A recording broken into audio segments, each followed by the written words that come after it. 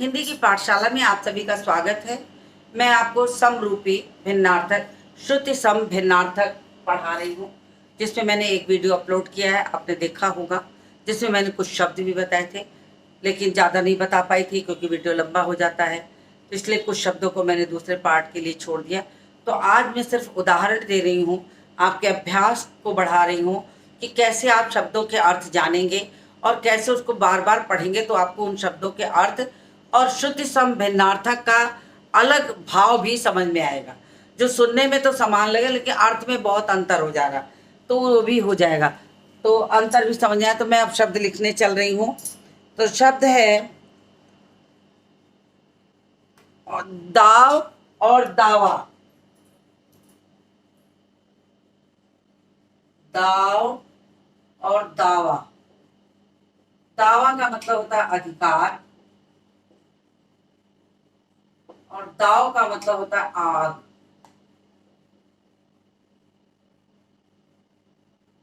ये दाव को भी कहीं कहीं दावाल ही लिखा है, दावानल। अनल मतलब होता है आग और दावानल, अगर हम एक साथ इसको लिख दें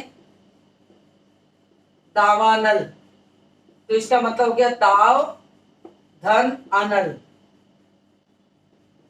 अनल मतलब आग होता है, तो ये एक प्रकार की आग है, ठीक है, तो इसे हम दावानल कहते हैं। तो आग के लिए दावा, दाव प्रयोग किया जाता है। तो देखिए जानना कितना जरूरी है। जो शब्द आपको सुनने में जिनका अर्थ नहीं पता होगा उनका अर्थ भी आपको पता चल जाएगा। उसके बाद शब्द है चिर और चीर। चिर और चीर, देखिए दोनों मात्रा में कितना है। चिर का मतलब शाश्वत। शाश्वत का तात्पर्य होता है हमेशा बना रहने वाला, हमेशा बना रहने वाला, उसको शाश्वत कहते हैं। और चीर का मतलब होता है वस्त्र। देखिए एक छोटी सी मात्रा का अंतर है लेकिन अर्थ में कितना अंतर हो गया। तो अर्थ के अंतर को आप समझने की कोशिश करिए और उच्चारण और लेखन दोनों में ध्यान देंगे।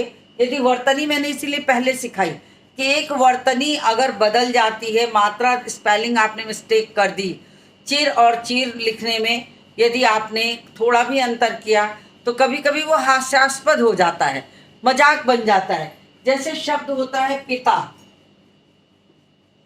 पिता का मतलब आपके फादर, पिता जनक, लेकिन इसी को आप पीता लिख दीजिए तो कितना अर्थ में अंतर हो जाएगा। पीने के अर्थ में क्रिया बन गया। अब इसको एक साथ बोल दीजिए तो मजाक जैसा लगेगा, तो कितना खराब लग रहा है। एक छोटी सी स्पेलिंग मिस्टेक आपकी मात्रा को, आपके अर्थ को इतना बदल देगी कि आप उसको समझ नहीं पाएंगे कि लिखने की गलती है या अर्थ की गलती है। तो इसलिए वर्तनी की शुद्धियाँ अशुद्धियाँ शोधन मैंने पहले सिखाया कि वर्तनी शुद्ध होगी तभी आप श्रुति संवेदनार्थक समझ पाएंगे, इसलिए मैंने उसको सिखाया। अब आ गया शब्द, आ गया दिन और दीन। दिन और दीन। अब दिन का मतलब तो वार होता है, सोमवार, मंगलवार, बुधवार, दिवस भी कह सकते हैं इसको, दिवस भी कह सकते हैं। और दीन का मतलब होता है गरीब, तो ये गरीब हो गया। तो दिन और दीन, दिन और दीन से आपको समझ में आ जाएगा कि थोड़ी सी मात्रा के, जैसे चिर और चीर था उसी तरह दिन और दीन है। दिन और दीन की थोड़ी सी मात्रा के अंतर से इसमें पूरा अर्थ का अंतर आ गया। अब देखिए एक और लिखती हूँ शब्द, उदर और उदार। उदर का मतलब होता है पेट और उदार का मतलब होता है दयालु। कितना अंतर हो गया। अब हम कहें कि श्रुति संभिन्नार्थक, अरे कुछ नहीं, कहीं कहीं आता नहीं। हर वर्तनी का ज्ञान अगर सही नहीं होगा तो लेखन सही नहीं होगा, तो उस लाइन का अर्थ बदल जाएगा और लाइन का अर्थ बदल गया तो पूरा अर्थ का अनर्थ बन जाएगा। जैसे मैंने अभी पिता लिख कर दिखाया कि पिता को अगर आप पिता लिख दीजिए तो कितना बड़ा अंतर आ जाएगा। फिर उसके बाद डाक और ढाक, बोलने में ड और ढा की गलतियां बच्चे बहुत ज्यादा करते हैं। डाक और ढाक। डाक तो हो गया आपका पत्र, और ढाक एक प्रकार का पत्ता है। ढाक के पत्ते होते हैं इस तरीके से, चौड़े चौड़े से पत्ते होते हैं ढाक के, और ऐसा माना जाता है उसमें 3 पत्ते ही होते हैं। ढाक के 3 पात आपने सुना होगा, ऐसे गोल गोल बड़े पत्ते होंगे, 3 पत्ते एक में बने रहते हैं। तो ढाक, ढाक एक प्रकार का पत्ता है, इसलिए जरा सा डा को ढाक किया तो पूरा अर्थ जो है वो बदल जाएगा। तो इस तरीके से आपको जानना चाहिए कि डाक सही है कि ढाक, कहाँ किसका प्रयोग करना है। अब देखिए,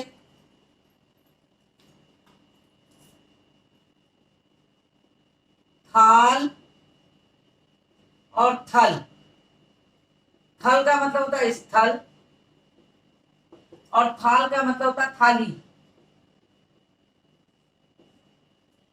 थाल सजा कर किसे पूजने चले प्रात ही मत वाले, थाली सजा करके प्रातः प्रातः किसे पूजने निकल पड़े हैं।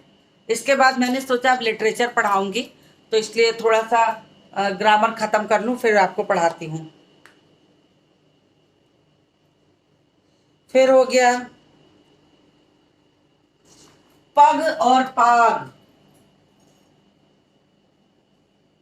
पग पाग। पग का मतलब हो गया पैर,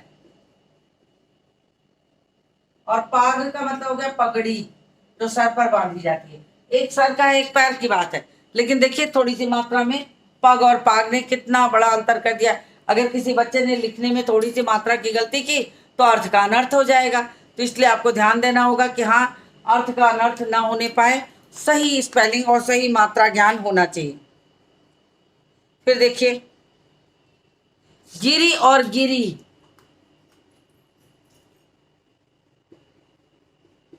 गिरी और गिरी, ये गिरने का अर्थ है, और ये पर्वत है।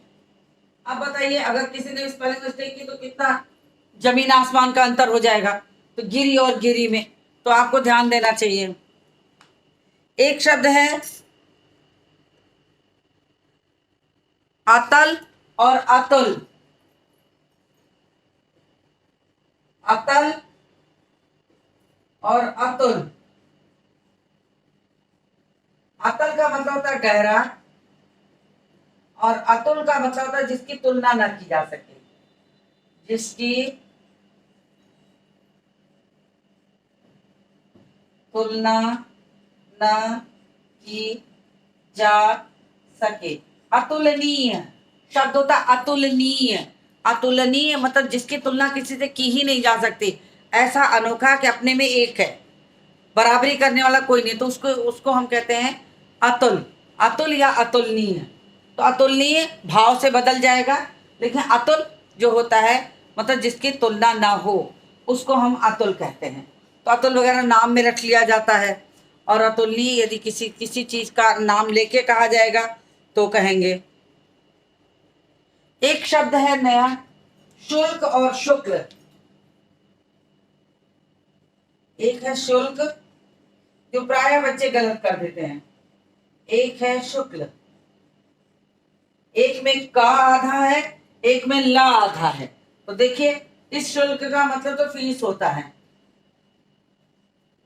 और ये एक पक्ष है। शुक्ल का मतलब सफेद भी होता है। शुक्ल का मतलब 15 दिन का जो दिन होता है, कृष्ण पक्ष और शुक्ल पक्ष, जिसको श्वेत कह सकते हैं, शुक्ल कह सकते हैं, या आप स्वच्छ कह सकते हैं। तो इसको स्वच्छ के अर्थ में भी दे सकते हैं, श्वेत के अर्थ में स्वच्छ कह सकते हैं, श्वेत के अर्थ में कह सकते हैं, या पक्ष के अर्थ में भी। तो हिंदी तो बहुअर्थी है ही है, बहुअर्थी है। हरि शब्द के तमाम अर्थ हैं। हरि का मतलब बंदर भी, हरि का मतलब शेर भी। तो ये बहुत सारे शब्द होते हैं, इसके हिंदी में तो ऐसे बहुत सारे शब्द होते हैं, तो इसके कई अर्थ में हम आपको बता सकते हैं कि होते हैं। फिर होता है एक शब्द है सुत और सूत। अब आप बताइए इसको।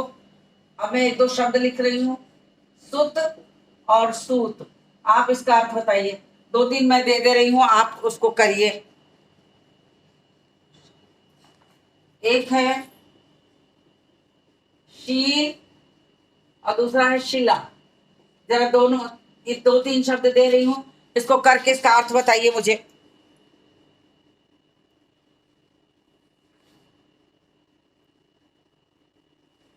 एक बताइए, दीवा, दीवा और दीवा।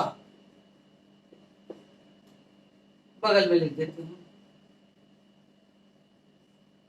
चार शब्द दे रही हूँ, चार शब्द का आप बताइए मुझे अर्थ, क्योंकि मैंने इतना बताया, अब आप बताइए।